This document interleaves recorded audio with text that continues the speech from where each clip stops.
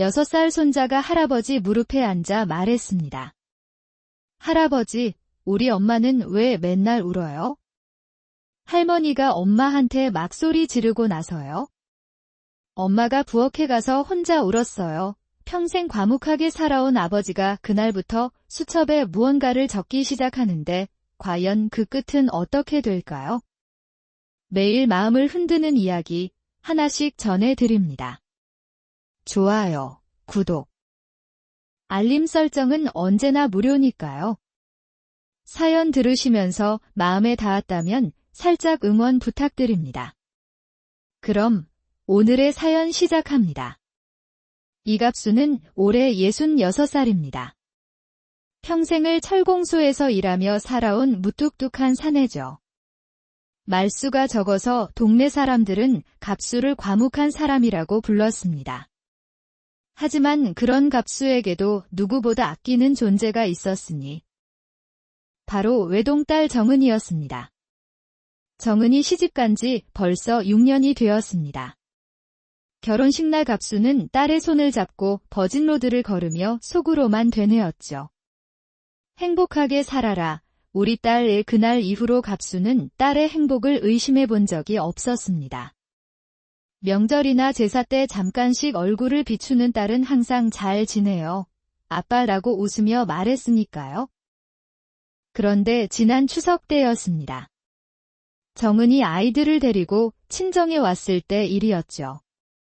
사위 정민호는 회사 일이 있다며 오지 않았습니다.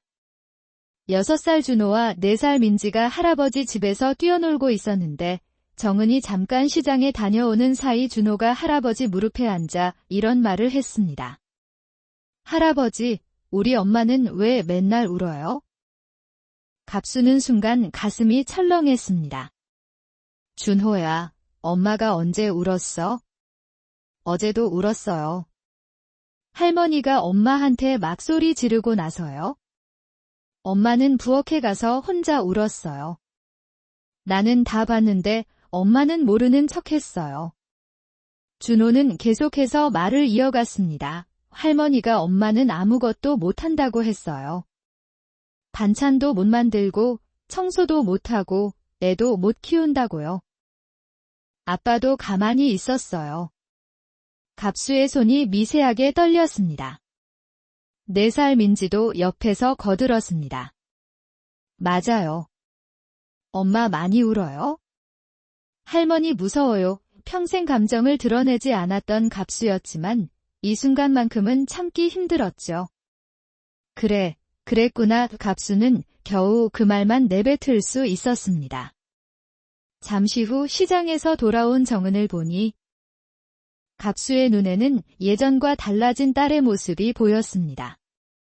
한때는 발랄하고 밝았던 딸의 얼굴에 그늘이 져 있었고 웃음도 예전 같지 않았죠. 어쩐지 눈가도 붓기도 한 것 같았습니다.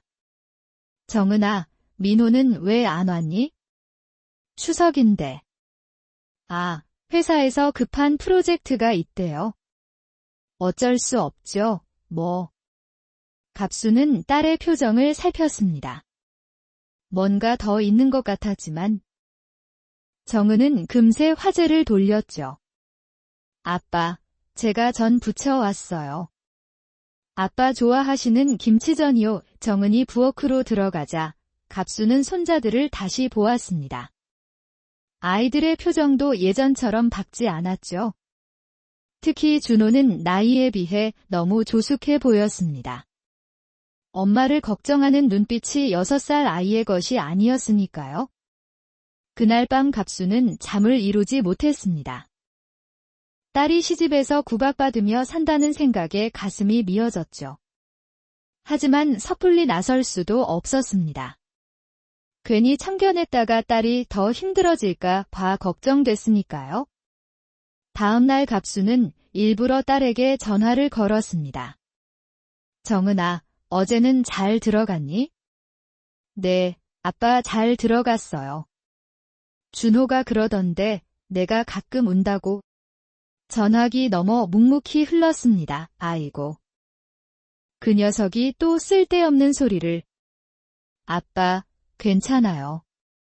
가끔 드라마 보다가 온 거예요. 갑수는 딸이 거짓말을 하고 있다는 걸 알았지만 더 묻지 못했습니다. 무슨 말을 어떻게 해야 할지 몰랐으니까요. 평생 말수가 적었던 갑수는 이런 상황에서 딸을 어떻게 위로해야 할지, 어떻게 도와야 할지 알 수 없었습니다. 그 후로 갑수는 딸이 걱정되어 가끔 딸네 동네를 지나다니곤 했습니다. 한 번은 마트에서 장 보는 정은을 멀리서 본 적이 있었죠. 정은은 물건 하나하나의 가격표를 꼼꼼히 확인하고 있었습니다. 조금이라도 싼 것을 고르려는 모습이 역력했죠. 예전에는 그러지 않았는데 말입니다. 생활비도 제대로 안 주나 갑수는 속이 부글부글 끓었습니다. 정은이 결혼할 때 사위 정민호는 대기업에 다닌다고 했었죠. 시댁도 경제적으로 여유가 있다고 들었는데 왜 정은이 그렇게 아끼며 살아야 하는지 이해가 되지 않았습니다. 며칠 후 갑수는 오랜 친구 병철을 만났습니다. 병철은 정은이네 동네에서 작은 슈퍼를 운영하고 있었죠. 갑수야, 내 딸 정은이 우리 가게 자주 오는데 요즘 많이 힘들어 보이더라. 그래. 무슨 일 있었나? 지난번에 시어머니랑 같이 왔는데 시어머니가 계속 구박하더라고. 이것도 비싸다. 저것도 쓸데없다면서. 정은이는 그저 네, 어머니 하면서 고개만 숙이고 있고 보는 내가 다 안쓰럽더라. 갑수의 얼굴이 굳어졌습니다. 병철은 계속 말을 이었죠. 그리고 정은이가 가끔 혼자 와서는 작은 소주 한 병 사가더라. 예전에는 술입에도 안 됐잖아. 뭔가 힘든 일이 있는 것 같은데. 갑수는 더 이상 듣고 있을 수가 없었습니다. 딸이 그렇게 힘들어하고 있는데 아버지인 자신은 아무것도 모르고 있었다는 자책감이 밀려왔죠. 하지만 여전히 어떻게 해야 할지 막막했습니다. 그날부터 갑수는 딸을 더 자세히 지켜보기로 마음먹었습니다. 무작정 나서서 일을 그르칠 수는 없으니 먼저 정확히 상황을 파악해야겠다고 생각했죠. 평생 과묵하게 살아온 갑수였지만 딸을 위해서라면 무엇이든 할 수 있었습니다. 그것이 아버지의 마음이었으니까요. 그해 가을, 정은의 생일이 다가왔습니다. 갑수는 새벽같이 일어나 딸이 좋아하는 미역국을 끓였죠. 아내가 살아있었다면 더 맛있게 끓였을 텐데 하는 아쉬움이 들었지만 갑수 나름대로 정성을 다했습니다. 정은아, 아빠다. 오늘 내 생일이잖아. 미역국 끓여놨는데 들르지 않을래? 전화이 넘어 정적이 흘렀습니다. 아, 아빠, 고마워요. 그런데 오늘은 좀 힘들 것 같아요. 시어머니가 친척들 오신대요. 생일인데 친정에도 못 오니 다음에 갈게요. 아빠, 정말 죄송해요. 전화를 끊고 나서도 갑수는 뭔가 이상하다는 느낌을 지울 수 없었습니다. 생일인데도 딸의 목소리에는 기쁨이라곤 찾아볼 수 없었으니까요. 갑수는 끓여놓은 미역국을 보며 한숨을 쉬었습니다. 그날 오후 갑수는 딸을 위해 작은 케이크라도 사서 전해주고 싶었습니다. 딸네 아파트 근처 제과점에서 케이크를 산 갑수는 잠시 망설이다가 딸에게 전화를 걸었죠. 정은아, 아빠가 내 집 근처인데 잠깐 케이크만 전해주고 갈게. 아빠. 지금은 좀 정은의 목소리가 떨리고 있었습니다. 뭔가 울먹이는 것 같기도 했죠. 갑수는 가슴이 철렁했습니다. 무슨 일이니? 아빠가 지금 올라갈까? 아니에요. 괜찮아요. 제가 잠시 후에 내려갈게요. 30분쯤 지나서 정은이 아파트 입구로 내려왔습니다. 갑수는 딸의 모습을 보고 깜짝 놀랐죠. 눈은 벌겋게 부어 있었고 억지로 미소를 지으려 애쓰는 모습이 역력했습니다. 정은아, 생일 축하한다. 고마워요, 아빠. 갑수가 케이크를 건네자 정은의 눈에서 눈물이 주르륵 흘러내렸습니다. 아빠, 미안해요. 제가 요즘 좀 예민해서. 무슨 일 있었니? 정은은 고개를 저었습니다. 아니에요. 그냥 오늘 좀 피곤해서 그래요. 하지만 갑수는 알 수 있었습니다. 딸에게 뭔가 큰일이 있었다는 것을 말이죠. 정은은 케이크를 받아들고는 아빠, 저 올라가 볼게요. 정말 고마워요 라며 서둘러 돌아섰습니다. 갑수는 딸의 뒷모습을 바라보며 발걸음을 옮기지 못했습니다. 그때 아파트 경비원 김씨가 갑수에게 다가왔죠. 어르신, 저기 아기 엄마가 따님이세요? 아까 좀 소란이 있었어요. 무슨 일 있었습니까? 김씨는 주변을 살피더니 조용히 말했습니다. 따님이 아침부터 시어머니한테 엄청 혼났어요. 생일이라고 미역국 끓였다가 돈 낭비한다고 야단 맞더라고요.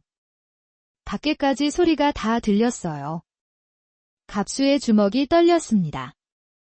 생일날 미역국 끓였다고 구박받는다니 이해할 수 없는 일이었죠. 그날 저녁 갑수는 집에 돌아와서도 마음이 편치 않았습니다. 딸의 울던 얼굴이 자꾸만 눈앞에 아른거렸죠. 밤 10시쯤 예상치 못한 전화가 왔습니다. 정은의 친정 이모였죠. 형부, 나예요. 오늘 정은이한테 전화했는데 계속 울기만 하고 말을 안 해요. 무슨 일 있었어요? 처제도 몰랐구나. 오늘 정은이 생일인데. 아, 맞다. 깜빡했네. 그런데 왜 울었대요? 갑수는 경비원에게 들은 이야기를 조심스럽게 전했습니다. 이모는 한숨을 쉬며 말했죠. 형부, 사실 저도 정은이가 걱정돼요. 작년에 우리 집에 왔을 때 보니까 너무 말랐더라고요.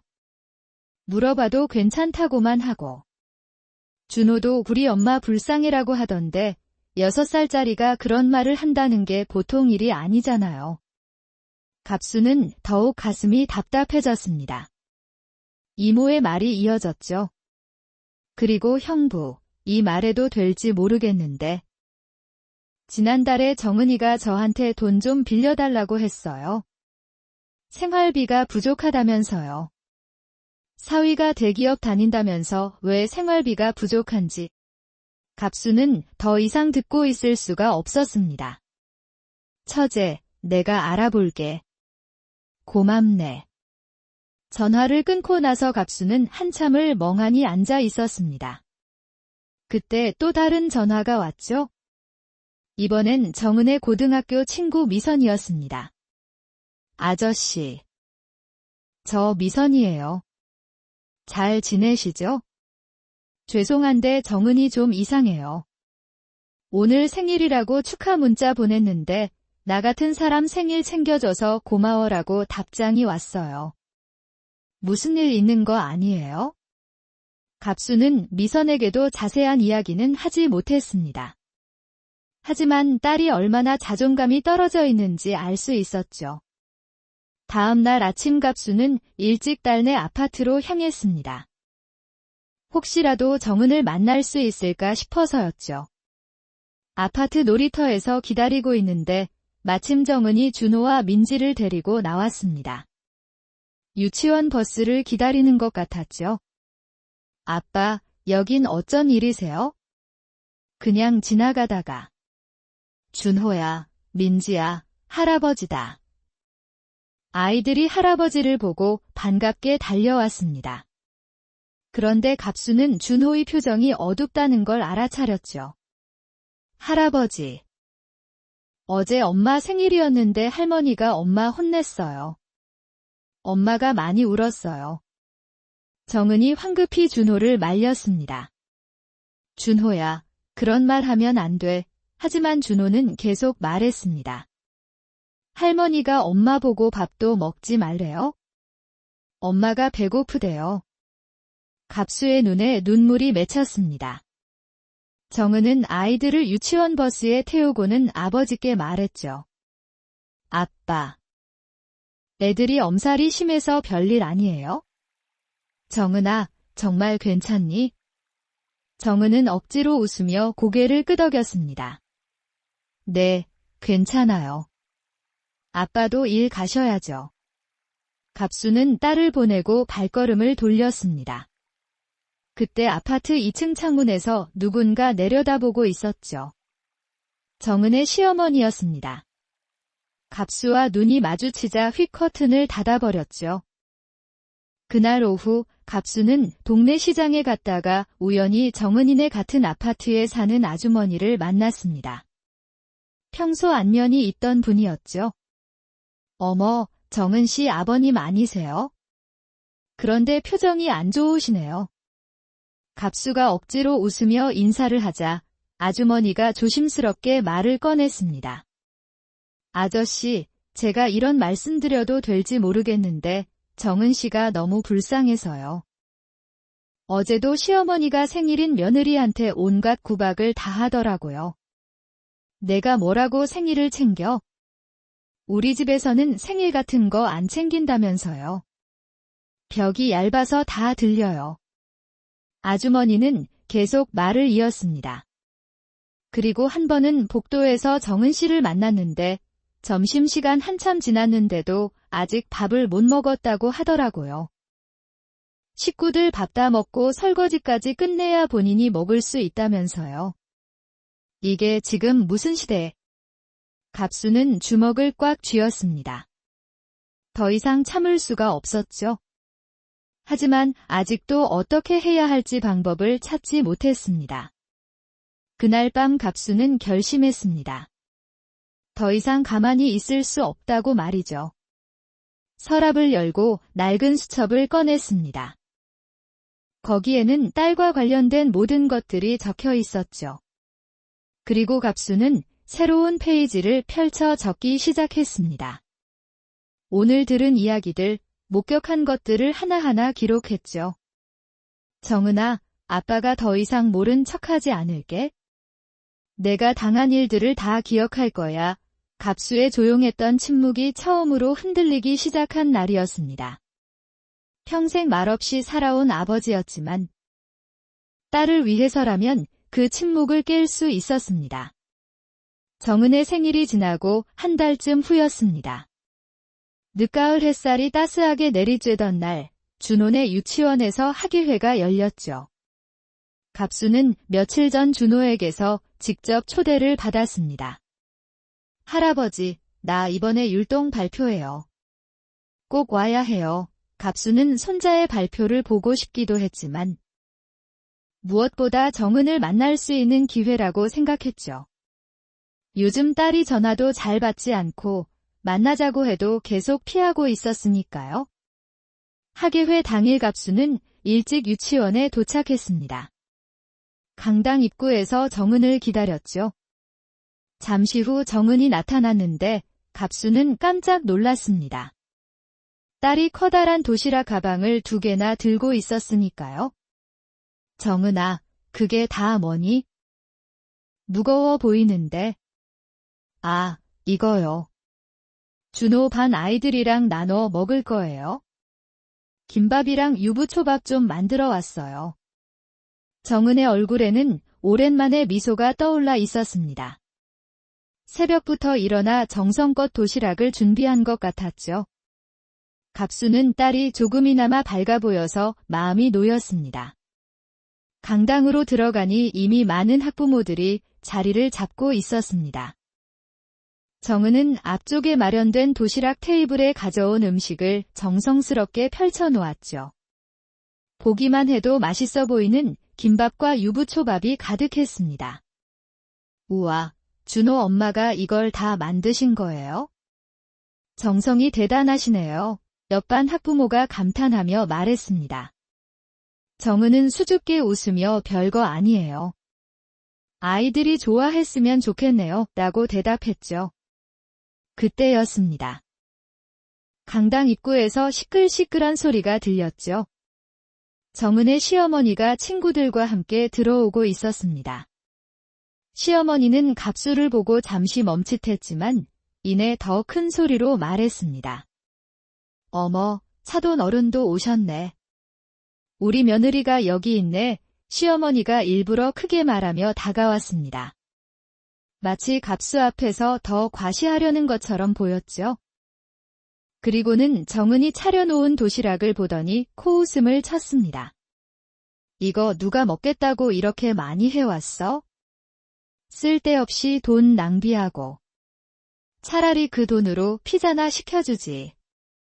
사돈 어른 앞에서도 말하지만 얘가 헛짓하는 버릇이 있어요. 갑수가 바로 옆에 있는데도 시어머니는 아랑곳하지 않았습니다. 오히려 친정아버지가 보는 앞에서 며느리를 더 깎아내리는 것 같았죠. 갑수의 얼굴이 굳어졌지만 정은이 애원하는 눈빛으로 아버지를 바라보았습니다. 제발 참아주세요라고 말하는 것 같았죠. 주변 학부모들이 조용해졌습니다. 정은의 얼굴이 빨갛게 달아올랐죠. 하지만 시어머니는 아랑곳하지 않고 계속 말을 이어갔습니다. 여러분, 이거 제가 시킨 건 아니에요. 며느리가 혼자 오버한 거예요. 원래 집에서도 이래요. 하라는 일은 제대로 안 하고 쓸데없는 데만 신경 쓰고 시어머니의 친구들이 키득키득 웃었습니다. 그래도 정성은 봐줘야지요. 요즘 며느리들은 이런 것도 안 하잖아. 정성은 무슨. 김밥 많은 것도 서툴러서 제가 다시 가르쳤다니까요. 저거 먹을 만한지도 모르겠네. 갑수는 주먹을 꽉 쥐었습니다. 딸이 새벽부터 일어나 정성껏 만든 도시락을 이렇게 무시하다니. 더 참을 수 없어서 일어서려는 순간 정은이 조용히 말했습니다. 어머니, 죄송해요. 제가 너무 많이 준비했나 봐요. 알면서도 왜 그래? 돈이 그렇게 많아? 내 돈도 아니고 우리 아들이 번 돈인데. 그때 준호가 엄마에게 달려왔습니다. 엄마, 우리 반 친구들이 엄마 김밥 제일 맛있대요. 하지만 시어머니가 준호를 가로막았습니다. 준호야, 이런 거 먹지 마. 할머니가 나중에 맛있는 거 사줄게. 준호는 할머니의 말에 시무룩해졌습니다. 그리고는 작은 목소리로 말했죠. 하지만 엄마가 나 위해 만든 건데. 엄마가 만든 게 뭐가 중요해? 맛있는 게 중요하지. 그 순간 다른 학부모 한 분이 용기를 내어 말했습니다. 저기. 제가 방금 먹어봤는데 정말 맛있어요. 준호 엄마가 요리 솜씨가 좋으시네요. 하지만 시어머니는 그 말을 무시했습니다. 그리고는 정은에게 말했죠. 야, 다음부터는 이런 거 하지 마. 애들은 피자나 치킨 더 좋아해. 정은은 고개를 숙인 채 네, 어머니라고만 대답했습니다. 갑수는 딸의 모습을 보며 가슴이 찢어지는 것 같았죠. 발표회가 시작되었지만 갑수는 무대에 집중할 수가 없었습니다. 옆에서 시어머니가 계속 친구들과 수군거리고 있었으니까요. 제가 시집 온 지 6년이 넘었는데도 아직도 철이 없어요. 맨날 친정아버지한테 전화하고 애들 교육도 제멋대로고. 그래도 애들은 잘 키우는 것 같은데? 애들을 잘 키워. 준호 저거 봐요. 저렇게 소심한 게 다 엄마를 닮아서 그래요? 갑수는 더 이상 듣고 있을 수가 없었습니다. 준호가 무대에서 열심히 율동을 하고 있는데 할머니는 손자의 발표는 보지도 않고 며느리 흉만 보고 있었으니까요. 발표회가 끝난 후 도시락을 먹는 시간이 되었습니다. 아이들이 정은이 만든 김밥과 유부초밥을 맛있게 먹고 있었죠. 준호도 친구들과 함께 엄마가 만든 도시락을 자랑스럽게 먹고 있었습니다. 준호야. 내 엄마가 만든 김밥 진짜 맛있다. 우리 엄마가 요리 잘해. 준호의 얼굴에 미소가 번졌습니다. 하지만 그때 시어머니가 다가와서 준호의 김밥을 빼앗았죠. 이런 거 먹지 말랬지? 할머니가 맛있는 거 사준다니까 준호의 눈에 눈물이 그렁그렁 맺혔습니다. 정은이 황급히 다가왔지만 시어머니는 정은에게도 호통을 쳤죠. 이렇게 애를 버릇없이 키워서 어쩌려고. 할머니 말도 안 듣고 주변 학부모들이 모두 쳐다보고 있었습니다. 정은은 얼굴이 빨개진 채 준호를 안고 강당 밖으로 나갔죠. 갑수도 따라 나갔습니다. 복도에서 정은은 준호를 달래고 있었습니다. 괜찮아, 준호야. 엄마가 집에서 더 맛있는 거 만들어줄게. 엄마, 할머니는 왜 엄마한테 맨날 그래? 6살 아이의 입에서 나온 말이었습니다. 정은은 대답하지 못하고 그저 아이를 꼭 안아주기만 했죠. 갑수가 다가가자 정은이 놀란 듯 돌아봤습니다. 정은아, 괜찮니? 아빠, 시어머니가 원래 좀 그러세요. 저는 익숙해요. 익숙하다는 딸의 말이 갑수의 가슴을 더욱 아프게 했습니다. 이런 일이 한두 번이 아니라는 뜻이었으니까요. 며칠 후 갑수는 준호를 만나러 유치원에 들렀습니다. 하원 시간에 맞춰 갔는데 마침 담임 선생님을 만날 수 있었죠. 갑수가 먼저 말을 꺼냈습니다. 선생님, 저 준호 할아버지인데요. 지난 학예회 때 일이 있어서. 선생님이 알아듣고 조심스럽게 말했습니다. 네, 사실 저도 그날 좀 안타까웠어요. 준호가 요즘 유치원에서도 기가 많이 죽어 있거든요. 그날도 할머니 때문에 울었고요. 그랬군요. 그리고 제가 이런 말씀 드려도 될지 모르겠지만 준호 어머니가 정말 좋은 분이세요. 항상 아이들을 위해 노력하시고 유치원 행사에도 적극적으로 참여하시고요. 그날 도시락도 정말 정성스러웠는데 안타까웠어요. 갑수가 머뭇거리며 물었습니다. 혹시 그날 상황을 촬영한 게 있을까요? 제가 좀 늦게 와서 제대로 못 봤거든요. 네, 저희가 행사 때마다 사진이랑 동영상 촬영하거든요. 필요하시면 보내드릴까요? 갑수는 잠시 망설이다가 네, 보내주세요 라고 대답했습니다. 혹시 나중에 필요할지도 모른다는 생각이 들었으니까요. 그날 밤 갑수는 받은 동영상을 보며 또다시 분노했습니다. 동영상에는 시어머니가 정은을 무시하고 모욕하는 장면이 고스란히 담겨 있었죠. 그리고 정은이 혼자 복도에서 눈물을 훔치는 모습도 찍혀 있었습니다. 갑수는 수첩을 꺼내 또다시 기록했습니다. 날짜, 장소, 목격자, 그리고 증거 자료까지. 언젠가는 이 모든 것이 필요할 날이 올 거라고 생각하면서 말이죠. 유치원 학예회가 있고 나서 보름쯤 지난 날이었습니다.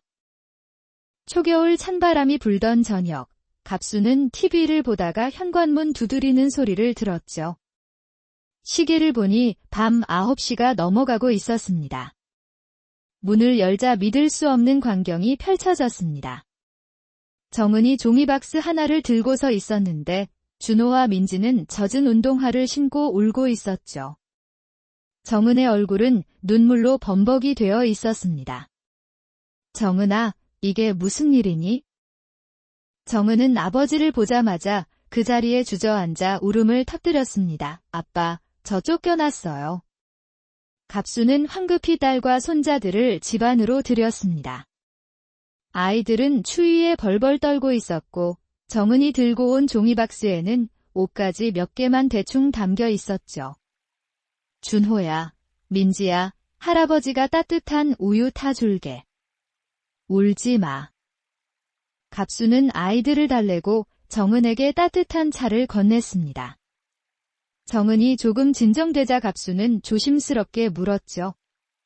도대체 무슨 일이 있었니? 정은은 떨리는 목소리로 말하기 시작했습니다. 오늘 저녁에 시어머니가 저한테 나가라고 했어요. 짐 싸서 당장 나가라고. 이유가 뭔데? 제가 시댁돈을 훔쳤대요. 생활비로 받은 돈을 제가 빼돌렸다고. 하지만 아빠, 전 안 그랬어요. 오히려 생활비도 제대로 안 주셔서 제가 친정에서 가져온 돈으로 살림했는데 갑수의 얼굴이 굳어졌습니다. 정은은 계속 말을 이었죠. 민호 씨는 옆에서 가만히 있었어요. 시어머니가 제 당장 내보내라고 하니까 알겠습니다. 어머니 그러고는 저한테 나가라고. 준호가 할아버지 품에 안기며 울먹였습니다. 할머니가 엄마한테 도둑이래요. 우리 엄마 도둑 아닌데. 아빠도 엄마 나가라고 했어요. 갑수는 손자를 꼭 안아주며 분노를 삼켰습니다. 4살 민지도 범마 불쌍해. 할아버지가 도와줘라며 울고 있었죠. 정은아, 경찰에 신고해야 하는 거 아니니? 이건 명백한 무함이고 명예훼손이야. 정은은 고개를 저었습니다. 아빠, 그냥 좀 쉬고 싶어요. 너무 지쳤어요. 갑수는 딸의 지친 얼굴을 보며 가슴이 미어졌습니다. 당장이라도 사위네 집으로 쳐들어가고 싶었지만 먼저 딸과 손자들을 돌봐야 했죠. 그래, 일단 쉬자. 너희들 방은 항상 비워뒀으니까 들어가서 쉬어. 준호랑 민지도 할아버지 집에서 푹 자자. 정은이 아이들을 데리고 방으로 들어간 후 갑수는 부엌에서 라면을 끓였습니다. 아이들이 저녁도 제대로 못 먹었을 것 같았으니까요. 할아버지, 우리 이제 여기서 살아요. 준호가 라면을 먹으며 물었습니다. 갑수는 손자의 머리를 쓰다듬으며 말했죠. 그래, 할아버지 집이 이제 너희 집이다. 걱정하지 마. 그날 밤 갑수는 잠들지 못했습니다. 거실에 앉아 딸이 가져온 종이박스를 들여다봤죠. 정말로 옷 몇 벌과 아이들 용품 조금이 전부였습니다. 6년을 살았던 집에서 가져온 게 고작 이것뿐이라니. 새벽 2시쯤 정은이 살며시 거실로 나왔습니다. 아빠, 안 주무세요? 너도 못 잤구나. 앉아라. 부녀는 나란히 앉아 한참을 말없이 있었습니다. 그러다 정은이 입을 열었죠. 아빠, 제가 바보 같죠? 그렇게 당하고도 참고 살았으니까. 아니다. 내가 참은 건 아이들 때문이었잖아. 그런데 아빠, 오늘 쫓겨날 때 준호가 그러더라고요. 엄마, 이제 울지 않아도 돼. 그 말에 가슴이 찢어지는 것 같았어요. 우리 아이가 엄마 우는 걸 그렇게 많이 봤구나 싶어서. 갑수는 딸의 손을 꼭 잡았습니다.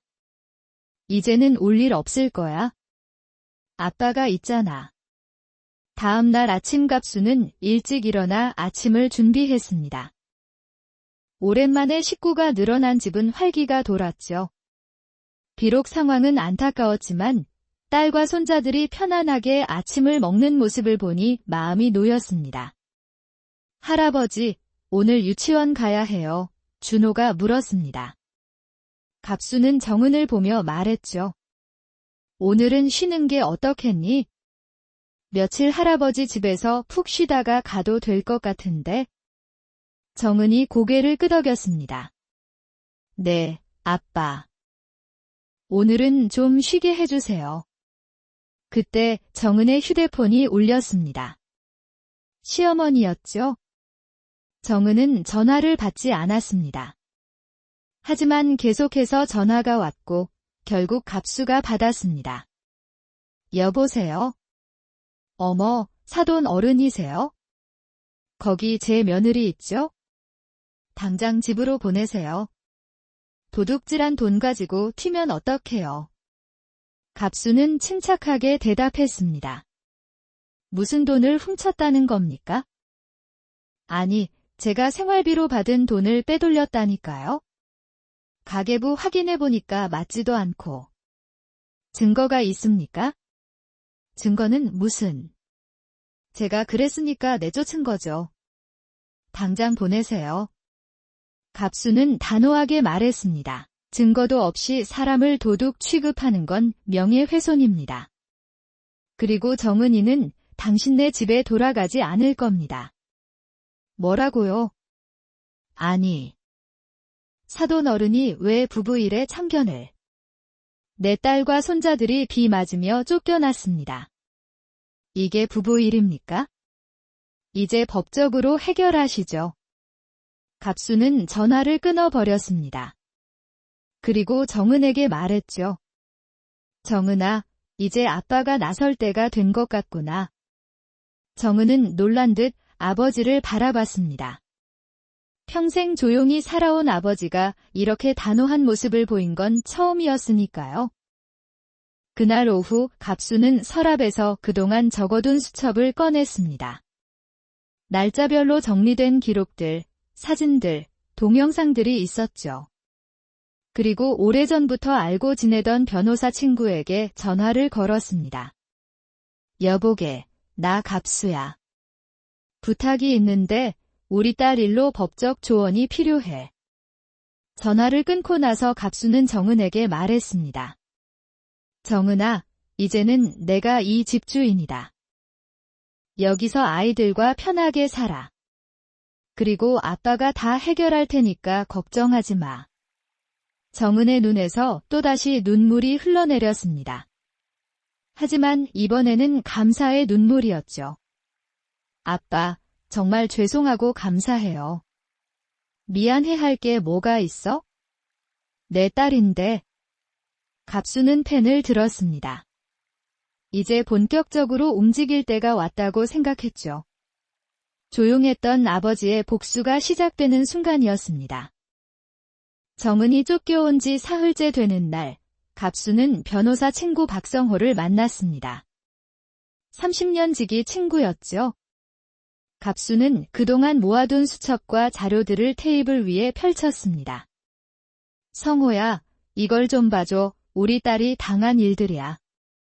박성호 변호사는 자료들을 하나하나 살펴보며 표정이 점점 굳어졌습니다. 날짜별로 정리된 구박 내용, 유치원 학예회 동영상, 이웃들의 목격담, 그리고 생활비 관련 메모까지. 갑수야, 이거 보통 일이 아닌데? 정신적 학대, 명예훼손, 그리고 재산 문제까지. 내가 이걸 다 기록해 둔 거야? 딸이 힘들어하는 걸 알게 된 후부터 하나씩 적어뒀어. 언젠가는 필요할 것 같아서. 박성호는 특히 한 가지 서류를 유심히 봤습니다. 잠깐, 이게 뭐야? 집 리모델링 계약서? 정은이 명의로 되어 있네. 갑수가 설명했습니다. 딸 이름으로 대출받아서 시댁을 리모델링했대. 3,500만 원. 그런데 정작 딸은 그 집에서 쫓겨났지? 이건 명백한 사기야. 그리고 이 생활비 장부를 봐. 한 달에 50만 원. 6 식구가 이걸로 어떻게 살아? 갑수는 또 다른 서류를 꺼냈습니다. 그리고 이것 좀 봐. 딸이 친정돈으로 생활비를 충당한 기록이야. 통장 내역서도 있어. 박성호는 서류들을 정리하며 말했습니다. 갑수야, 이건 충분히 이길 수 있는 소송이야. 이혼 소송은 물론이고 위자료와 재산 분할, 그리고 명예훼손으로 형사 고소까지 가능해. 그런데 딸이 아직 마음의 준비가. 일단 내용 증명부터 보내자. 시댁에서 허위사실 유포하는 걸 막아야 해. 도둑이라고 소문내고 다니면 정은이가 더 힘들어질 거야. 그리고 중요한 게 하나 더 있어. 지금 당장 가처분 신청을 해야 해. 시댁에서 재산을 처분하거나 은닉할 수 있거든. 특히 그 집이 정은이 명의 대출로 리모델링했다면 정은이의 권리를 보호해야 해. 그날 오후 갑수는 집으로 돌아와 정은과 진지한 대화를 나눴습니다. 정은아. 아빠가 변호사를 만나고 왔어. 이제 법적으로 내 권리를 찾아야 할 때야. 정은은 망설이며 말했습니다. 아빠, 그래도 아이들 아빠인데. 아이들 아빠? 비 맞으며 쫓아낸 사람이 아빠야? 준호가 아빠 보고 싶다고 한 번이라도 했니? 정은은 고개를 숙였습니다. 사실 준호는 집에 온 후로 아빠 이야기를 한 번도 하지 않았죠. 그리고 정은아. 내가 도둑으로 몰린 채 살 수는 없잖아. 아이들도 그런 엄마를 보고 자랄 수는 없고. 정은은 결심한 듯 고개를 들었습니다. 알겠어요, 아빠. 이제 더 이상 참지 않을게요. 다음 날 내용 증명과 함께 재산처분 금지 가처분 신청이 접수되었습니다. 허위사실 유포 중단, 명예회복, 그리고 정은 명의로 받은 대출금 변제 요구가 담겨 있었죠. 이틀 후 예상대로 시댁에서 난리가 났습니다. 정민호가 직접 찾아왔죠. 아버님, 이게 뭡니까? 내용 증명의 가처분이라니요. 갑수는 문 앞에 서서 차갑게 말했습니다. 집에 들어올 생각 마라. 할 말 있으면 거기서 해. 아니, 부부싸움에 왜 이렇게까지. 부부싸움. 자네가 아내와 아이들을 비맞으며 쫓아낸 게 부부싸움인가? 정민호는 당황하며 변명했습니다. 그건 어머니가 너무 화가 나셔서. 저도 어쩔 수 없었습니다. 어쩔 수 없다고? 자네도 같이 쫓아냈잖아. 그리고 정은이가 도둑이라는 증거가 있나? 그건 증거도 없이 사람을 도둑 취급하고 쫓아낸 거지. 그리고 정은이 이름으로 받은 대출금 3,500만 원은 어떻게 할 건가? 정민호의 얼굴이 창백해졌습니다. 그건 집 리모델링에 썼잖아요. 정은이도 같이 사는 집인데 같이 사는 집에서 쫓겨난 사람이 왜 대출금을 갚아야 하나? 법원에서 판단 받아보자고. 그때 집안에서 준호의 목소리가 들렸습니다. 할아버지, 누구예요? 갑수는 뒤돌아보며 말했습니다. 아무도 아니야. 할아버지 곧 들어갈게. 정민호가 애원하듯 말했습니다. 아버님. 준호라도 좀 보고 가면? 자네가 쫓아낸 아이들을 이제 와서 보겠다고? 돌아가. 갑수는 문을 닫아버렸습니다. 정민호는 한참을 문 앞에 서 있다가 돌아갔죠. 그 후로 시어머니의 공세가 시작되었습니다. 친척들과 동네 사람들에게 정은이 돈을 훔쳐서 도망갔다고 소문을 내고 다녔죠. 하지만 갑수는 이미 준비가 되어 있었습니다. 갑수는 그동안 친하게 지낸 동네 사람들을 만나 진실을 알렸습니다. 특히 정은이가 시장에서 돈을 아끼며 장을 보던 모습을 목격한 상인들이 증언해 주었죠. 정은이가 도둑이라고요? 말도 안 돼요.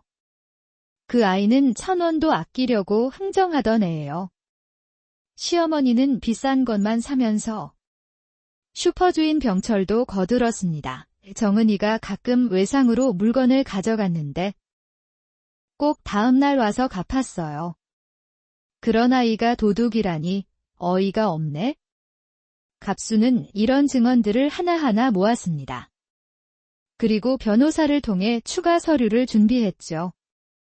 일주일 후 정은이 말했습니다. 아빠, 저 이혼 소송하고 싶어요. 더 이상은 못 참겠어요. 그래, 잘 생각했다. 그런데 양육권은 꼭 가져오고 싶어요. 우리 아이들을 그런 집에 둘 수는 없어요. 갑수는 딸의 어깨를 두드렸습니다. 걱정 마라. 우리가 가진 증거들이면 충분해. 그날 밤 갑수는 수첩을 펼쳐 마지막 계획을 세웠습니다. 시댁 리모델링 대출 문제, 정은이 당한 정신적 학대, 그리고 경제적 착취까지. 모든 것을 법정에서 밝힐 준비를 했죠. 이제 시작이다. 내 딸을 그렇게 만든 대가를 치르게 해주겠어? 며칠 후 시댁에서 발칵 뒤집혔습니다. 정은 명의로 받은 3,500만 원 대출금 독촉장이 날아온 것이었죠. 정은이 집을 나온 후로 대출금을 갚지 않자 은행에서 연체 통보를 한 것입니다. 당연히 대출 상환 의무는 정은에게 있었지만 그 돈으로 리모델링한 집에서 쫓겨난 상황이었으니까요. 시어머니가 갑수에게 전화를 걸어 악을 썼습니다. 이게 다 당신 때문이야. 내 며느리가 대출금을 안 갚아서 우리가 큰일 났다고. 정은이 이름으로 대출받은 돈은 누가 썼습니까? 그리고 정은이를 쫓아낸 건 누구고요? 그래도 걔가 빌린 돈인데 지가 직접 갚아야죠. 갑수는 차분히 말했습니다. 그 돈으로 이득을 본 사람이 갚는 게 맞겠죠. 법적으로 해결하시죠. 전화를 끊고 갑수는 혼잣말을 했습니다. 이건 복수가 아니다. 정당한 정산이지. 창밖으로 정은이 아이들과 놀이터에서 노는 모습이 보였습니다. 오랜만에 활짝 웃는 딸의 얼굴을 보니 갑수의 마음도 놓였죠. 이제 본격적인 법정 싸움만 남았습니다. 이혼 소송이 시작된 지 석 달이 지났습니다. 그동안 여러 차례의 조정 기일이 있었지만 시댁 측은 한치의 양보도 없었죠. 오히려 정은이 가정을 파탄낸 주범이라며 역공을 펼쳤습니다. 드디어 본격적인 재판이 열리는 날, 갑수는 정은과 함께 법원으로 향했습니다. 정은은 떨리는 손을 꼭 쥐고 있었죠. 아빠, 무서워요. 그 사람들 다시 만나는 게 괜찮아. 아빠가 옆에 있잖아. 그리고 우리에겐 진실이 있어? 법정에 들어서자 정민호와 시부모가 이미 자리에 앉아 있었습니다. 시어머니는 정은을 보자마자 코웃음을 쳤죠. 재판이 시작되고 먼저 정은 측 변호사가 증거들을 제시했습니다. 정신적 학대를 보여주는 유치원 학예회 동영상, 이웃들의 진술서, 그리고 경제적 착취를 입증하는 통장 내역서까지. 재판장님, 피고 측은 원고에게 한 달 50만 원의 생활비만 주면서 6식구 살림을 전담시켰습니다. 원고는 부족한 생활비를 친정에서 보태가며 생활했죠. 시댁 측 변호사가 반박했습니다. 그것은 원고가 살림을 제대로 하지 못해서입니다. 돈을 함부로 써서 늘 부족했던 거죠. 그때 갑수가 준비한 증거가 빛을 발했습니다. 정은이 시장에서 물건값을 깎으며 장을 보는 모습을 담은 상인들의 진술서였죠. 이 진술서를 보시면 원고가 얼마나 아끼며 살았는지 알 수 있습니다. 1,000원을 아끼려고 시장을 돌아다녔다는 증언이 여기 있습니다. 판사가 정민호에게 질문했습니다. 피고는 아내가 도둑이라고 주장하셨는데 구체적인 증거가 있습니까? 정민호는 우물쭈물했습니다. 그게 어머니가 가계부를 확인해보니 맞지 않았다고. 가계부만으로는 도둑이라고 단정할 수 없습니다. 다른 증거는요? 정은 측 변호사가 이어서 말했습니다. 오히려 원고는 명의도용에 가까운 피해를 입었습니다. 원고 명의로 3,500만 원을 대출받아 시댁집을 리모델링했는데 정작 원고는 그 집에서 쫓겨났습니다. 재판장이 서류를 살펴보며 물었습니다. 이 대출 계약서에 원고의 서명이 있는데 강요에 의한 것입니까? 정은이 떨리는 목소리로 대답했습니다. 시어머니가 가족이니까 당연히 해야 한다고 하셔서 거절할 수 없었습니다. 그때 시어머니가 벌떡 일어났습니다. 거짓말. 제가 알아서 한 거예요. 우리 아들 이름으로는 대출이 안 나온다고 제가 먼저 제안했어요. 판사가 제지했습니다. 조용히 하십시오. 법정 질서를 지켜주세요. 이어서 양육권 문제가 다뤄졌습니다. 법원에서 지정한 가사조사관이 보고서를 발표했죠. 아이들과 면담한 결과 두 아이 모두 어머니와의 생활을 강하게 원하고 있었습니다. 특히 장남 준호는 아빠는 우리한테 관심이 없어요. 엄마만 우리를 사랑해요라고 진술했습니다. 정민호가 항변했습니다. 저는 일 때문에 바빴을 뿐입니다. 아이들을 사랑합니다. 하지만 조사관은 계속했습니다. 준호는 또한 할머니가 엄마를 괴롭히는 걸 많이 봤어요. 아빠는 그냥 구경만 했어요라고 말했습니다. 이는 아동에게 정서적 학대를 목격하게 한 것으로 볼 수 있습니다. 재판이 진행될수록 시댁 측은 궁지에 몰렸습니다. 특히 정은이 도둑이라는 주장은 아무런 근거가 없음이 명백해졌죠. 마지막으로 갑수가 증인으로 나섰습니다. 저는 딸이 결혼 후 어떻게 변해가는지 지켜봤습니다. 밝고 명랑했던 아이가 점점 수척해지고 우울해졌죠. 그리고 제 손자가 덤마가 맨날 울어요라고 할 때 가슴이 찢어졌습니다. 갑수는 잠시 숨을 고르고 계속했습니다. 딸이 비 맞으며 쫓겨온 날, 손자들은 젖은 신발을 신고 울고 있었습니다. 도둑이라는 누명을 쓰고 쫓겨난 딸의 손에는 종이박스 하나뿐이었죠. 6년을 산 집에서 가져온 게 그것뿐이었습니다. 법정이 숙연해졌습니다. 시어머니마저도 말을 잃었죠. 판사가 정민호에게 마지막 질문을 했습니다. 피고는 아내와 자녀들을 비 오는 날 집에서 내쫓은 것이 맞습니까? 그건 어머니가 너무 화가 나셔서. 본인의 의사는 어땠습니까? 동의하셨습니까? 정민호는 고개를 숙였습니다. 네. 몇 주 후 판결이 나왔습니다. 원고의 청구를 모두 인용한다. 피고의 유책으로 인한 이혼을 선고하며 친권 및 양육권은 원고에게 있다. 피고는 원고에게 위자료 5천만 원을 지급하라. 또한 혼인 중 형성된 피고 명의 예금, 적금, 퇴직금 등 금융재산의 40%를 원고에게 분할하라. 더 놀라운 것은 다음 판결이었습니다. 또한 피고 측이 원고를 도둑으로 몰아 명예를 훼손한 점이 인정되므로 정신적 손해 배상금 2천만 원을 추가로 지급하라.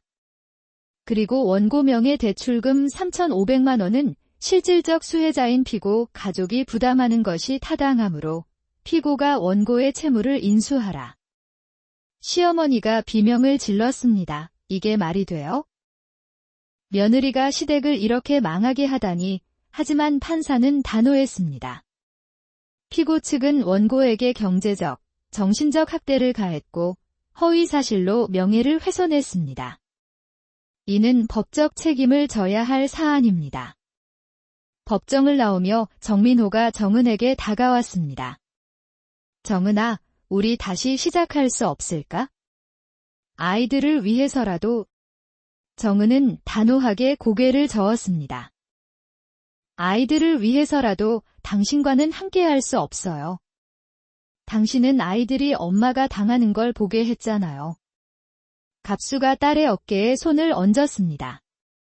가자, 정은아. 이제 끝났어. 법원을 나서는 정은의 표정은 홀가분해 보였습니다. 6년 만에 처음으로 정말 자유로워진 것 같았죠. 아빠, 고마워요. 아빠가 없었으면 전 아무것도 못했을 거예요. 이제 새로 시작하는 거야? 너와 아이들의 새로운 산말이야. 그날 저녁 갑수의 집에서는 작은 축하 파티가 열렸습니다.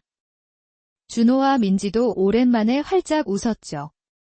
엄마, 이제 우리 할머니 집에 안 가도 돼? 그래, 안 가도 돼. 야호. 할아버지 집이 최고야. 갑수는 행복해하는 가족들을 보며 생각했습니다. 이제야 진짜 가족이 된 것 같구나. 판결이 나온 후 2달이 지났습니다. 정민호는 위자료와 재산 분할금을 마련하느라 허덕이고 있었죠. 대출금까지 떠안게 되면서 시댁은 경제적으로 큰 타격을 입었습니다. 그러던 어느 날 갑수는 동네 은행에서 뜻밖의 광경을 목격했습니다. 시부모가 대출 상담을 받고 있었는데 표정이 매우 어두웠죠.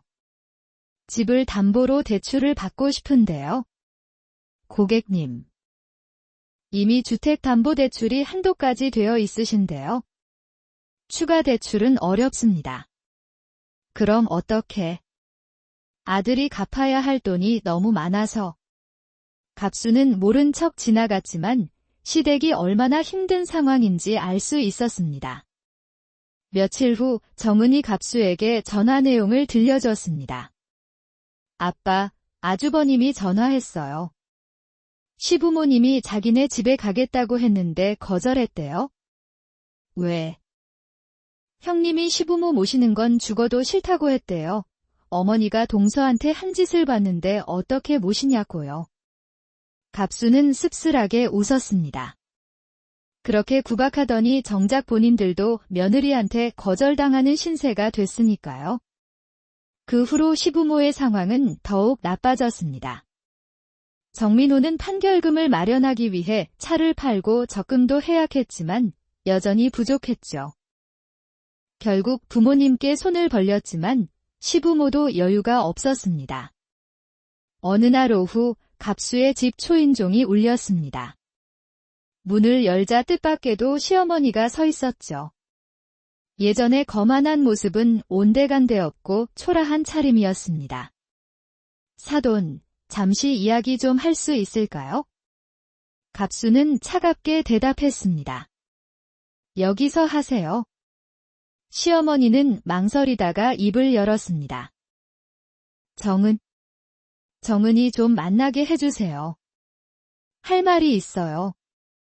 무슨 할 말이 있으신데요? 그게 손주들이라도 보고 싶어서.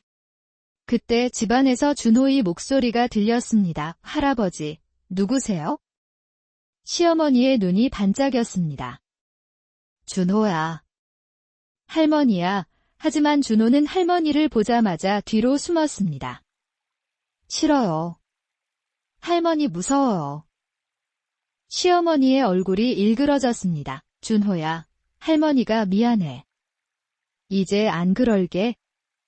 갑수가 단호하게 말했습니다. 아이가 싫다는데 왜 그러십니까? 돌아가세요. 사돈. 제가 잘못했어요. 정은이한테 너무 심했어요.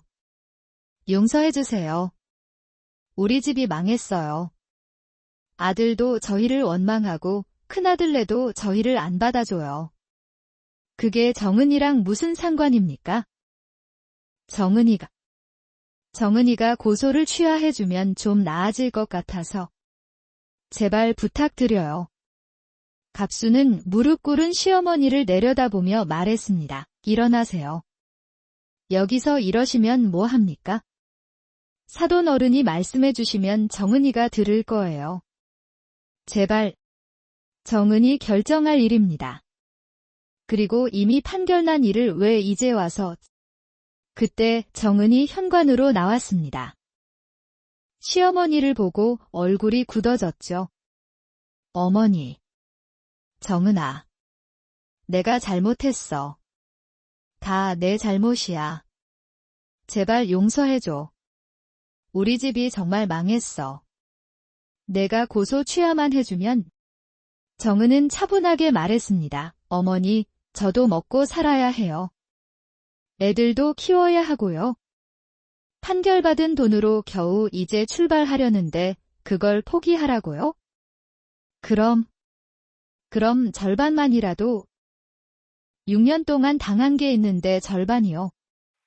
어머니는 저를 도둑 취급하셨잖아요. 동네방네 소문내고 다니셨고요. 시어머니가 울먹이며 말했습니다. 미안해. 정말 미안해. 내가 너무 심했어. 정은은 한숨을 쉬었습니다. 어머니, 저도 어머니를 용서하고 싶어요. 하지만 아직은 무리예요. 시간이 필요해요.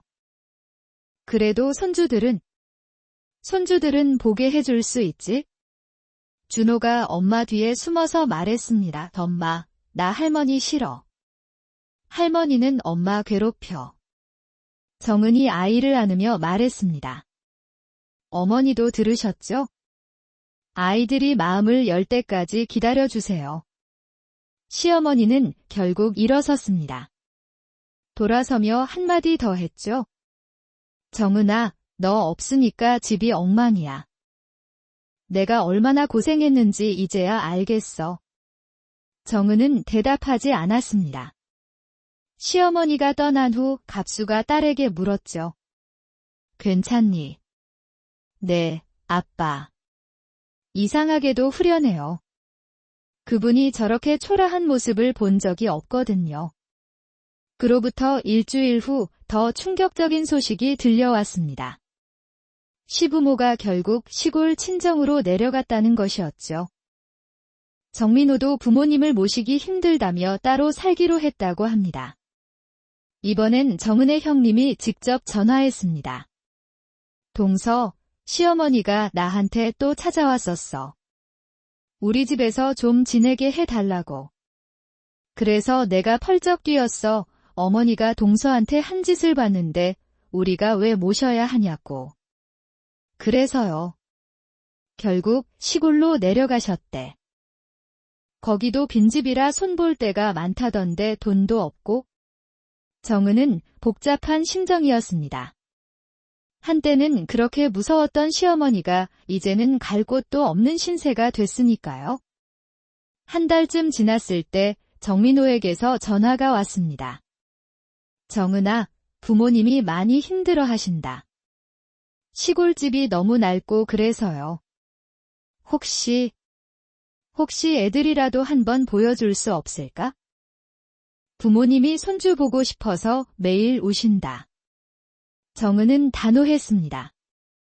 애들이 가기 싫다는데 어떻게 해요? 그리고 당신은 애들 양육비나 제때 보내요. 양육비.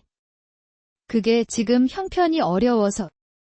형편이 어려운 건 나도 마찬가지예요. 법원 판결대로 해주세요. 전화를 끊고 정은은 한숨을 쉬었습니다. 갑수가 곁에서 말했죠. 힘들면 아빠가 다 해결해 줄게. 양육비 안 주면 강제 집행하면 돼. 아빠, 저 이제 강해졌어요. 더 이상 당하지 않을 거예요. 그날 저녁 갑수는 가족들과 함께 저녁을 먹었습니다. 준호가 밝게 말했죠. 할아버지, 나 이제 행복해요. 엄마도 안 울고 우리도 혼나지 않고. 그래, 우리 준호 앞으로도 계속 행복할 거야. 민지도 거들었습니다. 할아버지 집 최고. 맨날 여기 살래. 정은이 아이들을 보며 미소 지었습니다. 비록 이혼이라는 아픔을 겪었지만 지금이 훨씬 행복했죠. 창밖으로 초여름 저녁 노을이 아름답게 물들고 있었습니다. 갑수는 생각했죠. 이제야 진짜 평화가 찾아온 것 같구나. 시부모는 결국 자업자득의 결과를 맞았습니다. 남의 며느리는 그렇게 구박했으면서 정작 본인들은 며느리한테도 아들한테도 버림받은 신세가 됐으니까요. 돌아갈 곳 없이 쓸쓸한 시골집에서 둘이 의지하며 사는 것이 그들의 말로였습니다. 이혼한 지 1년이 지났습니다. 정은은 갑수의 도움으로 작은 반찬 가게를 열었죠. 동네 골목 초입에 자리 잡은 아담한 가게였습니다. 정은이네 반찬이라는 소박한 간판이 달려 있었죠. 아침 6시 갑수는 정은과 함께 가게로 향했습니다. 오늘도 배달 스티커를 붙이고 반찬을 포장하는 일을 도와줄 참이었죠. 아빠, 매일 이렇게 도와주시니까 죄송해요. 뭐가 죄송해? 할 일 없는 늙은이한테 일거리 준 거지? 정은이 웃으며 반찬통을 정리했습니다. 1년 전과는 완전히 다른 모습이었죠. 얼굴에는 생기가 돌았고 예전의 밝은 미소도 되찾았습니다. 오늘은 장조림이랑 멸치볶음 주문이 많네요. 아빠, 배달 스티커 좀 더 준비해주세요. 갑수는 스티커를 붙이며 흐뭇하게 딸을 바라봤습니다. 가게는 입소문을 타고 점점 손님이 늘어났죠. 정은의 정성스러운 손맛을 동네 사람들이 알아본 것입니다. 오전 10시쯤 단골 손님 김 사장이 들어왔습니다. 사장님, 오늘도 반찬이 정말 맛있어요. 우리 남편이 집밥 갔다고 난리예요. 감사해요. 정성껏 만들었어요. 그런데 사장님, 혹시 점심 도시락도 하실 생각 없으세요? 직장인들이 많이 찾을 것 같은데? 정은이 눈을 반짝였습니다. 도시락이요? 한번 생각해 볼게요. 손님이 나간 후 갑수가 말했습니다. 도시락 괜찮겠는데? 점심시간에 장사가 될 거야? 그런데 아빠, 저 혼자 하기엔 벅찰 것 같아요. 그럼 사람을 구해야지. 이제 사업을 키울 때가 됐어. 오후 2시, 가게가 잠시 한가해졌을 때 준호와 민지가 학교와 유치원을 마치고 왔습니다. 엄마, 할아버지. 아이들은 가게 한쪽에 마련된 작은 테이블에 앉아 숙제를 시작했습니다. 갑수는 아이들을 위해 간식을 준비했죠. 할아버지. 오늘 학교에서 우리 엄마 반찬 맛있다고 친구들이 부러워했어요. 준호의 말에 정은이 뿌듯해했습니다. 그래. 엄마가 더 맛있게 만들어야겠네. 저녁 6시, 가게 문을 닫고 집으로 돌아왔습니다. 갑수는 부엌에서 된장찌개를 끓이기 시작했죠. 정은이 놀라며 말했습니다. 아빠, 제가 할게요. 아빠는 쉬세요. 아니야. 오늘은 내가 저녁하는 날이야. 너도 하루 종일 일했잖아. 정은은 아버지의 등을 보며 눈시울이 붉어졌습니다. 평생 딸을 위해 희생하는 아버지가 너무 고마웠죠. 온 가족이 식탁에 둘러앉았습니다. 갑수가 끓인 된장찌개와 정은이 가게에서 가져온 반찬들이 차려졌죠. 할아버지, 된장찌개 최고, 민지의 말에 모두가 웃었습니다. 갑수는 이런 평범한 저녁 식사가 얼마나 소중한지 새삼 느꼈죠. 정은아, 내일 시장 가서 도시락 용기 좀 보자. 도시락 사업도 시작해야지. 네, 아빠. 그런데 정말 괜찮을까요? 뭐가 걱정이야? 내 손맛, 그리고 아빠가 있잖아. 정은이 아버지의 손을 잡았습니다. 아빠, 정말 고마워요. 아빠 없었으면 전 아무것도 못했을 거예요. 또 그 소리. 내 딸이 얼마나 대단한데 혼자서도 충분히 잘했을 거야. 식사를 마치고 갑수는 거실에서 아이들과 놀아줬습니다. 준호는 할아버지에게 학교에서 있었던 일을 신나게 이야기했죠. 할아버지, 저 이번에 받아쓰기 100점 받았어요. 우리 준호 대단한데? 할아버지가 상 줘야겠다. 정은은 설거지를 하며 거실을 바라봤습니다. 아이들이 할아버지와 행복하게 노는 모습이 마음을 따뜻하게 했죠. 예전 시댁에서는 상상도 못했던 광경이었습니다. 밤 9시, 아이들이 잠자리에 든 후 갑수와 정은은 마당에 앉아 차를 마셨습니다. 아빠, 요즘 가끔 생각해요. 그때 그 일들이 없었다면 어땠을까 하고. 후회하니? 아니요. 오히려 감사해요. 그 일이 있어서 제가 독립할 수 있었고 아이들도 더 행복해졌으니까요. 갑수가 고개를 끄덕였습니다. 일맞아. 때로는 힘든 일이 전화위복이 되기도 하지. 그리고 아빠, 제가 아빠한테 제대로 말한 적이 없는 것 같아요. 사랑해요, 아빠. 갑수는 딸의 말에 뭉클해졌습니다. 평생 무뚝뚝하게 살아온 그였지만 이 순간만큼은 눈시울이 뜨거워졌죠. 나도 사랑한다. 우리 딸. 다음 날 아침, 여느 때처럼 갑수는 일찍 일어나 가게 준비를 도왔습니다. 그런데 오늘은 특별한 손님이 찾아왔죠. 정은의 고등학교 친구 미선이었습니다. 정은아, 너 완전 달라졌다. 너무 밝아 보여서 좋다. 미선아, 오랜만이야. 두 친구는 반갑게 인사를 나눴습니다. 미선이 가게를 둘러보며 감탄했죠. 와, 정은아, 대단하다.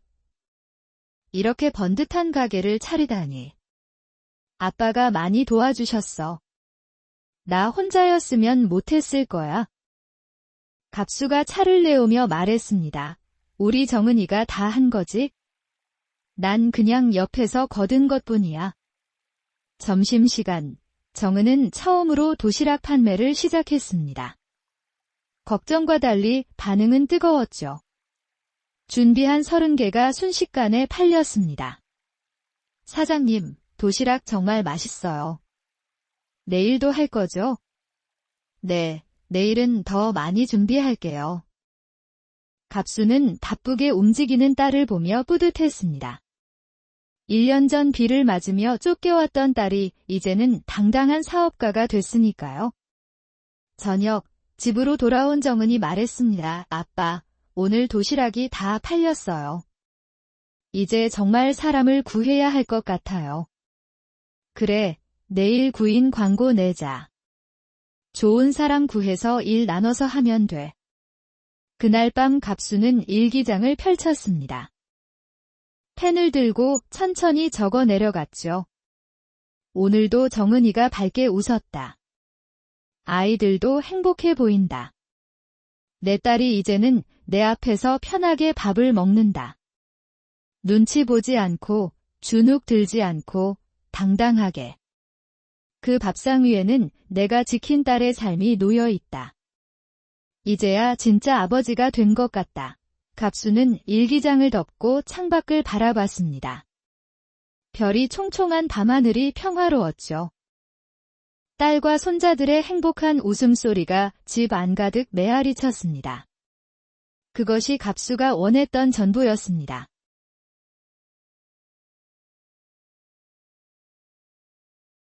전체 이야기를 들어주셔서 감사합니다. 어머니의 이야기 팀을 지원하고 더 흥미로운 이야기를 들으려면 댓글 섹션에서 의견을 공유하고 채널을 구독하고 좋아요를 눌러주세요.